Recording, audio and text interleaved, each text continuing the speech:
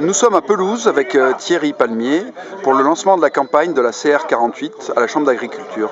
Thierry Palmier, vous êtes tête de liste aujourd'hui, vous avez décidé de vous engager pour la CR48. Expliquez-nous pourquoi.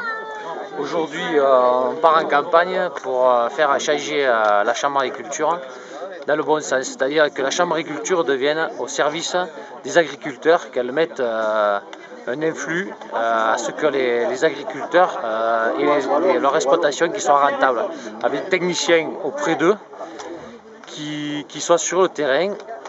Nous, ce qu'on veut, c'est que les salariés de la Chambre aillent sur le terrain faire de l'appui technique pour que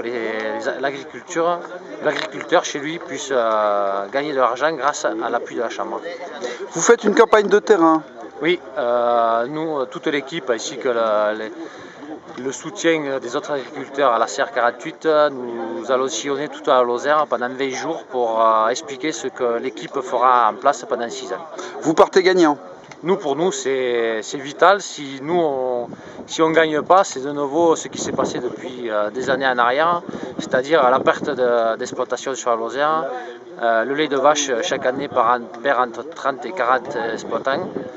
Nous, on veut arrêter ça et on veut donner une vitalité à l'agriculture lozérienne et que chaque agriculteur puisse vivre de son travail. Vous parlez des produits lozériens avec une image de marque forte. Oui, on sait que la Lozère se vend très bien, surtout sur le Languedoc-Roussillon. Et aujourd'hui, c'est très peu utilisé.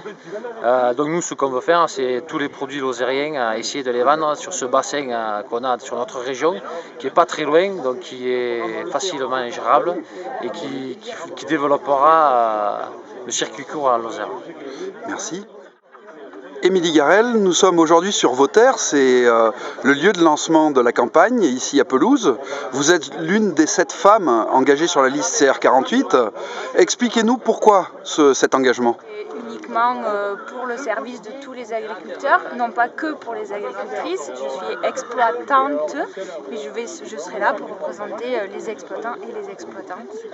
Donc on parle de parité avec 7 femmes sur la liste.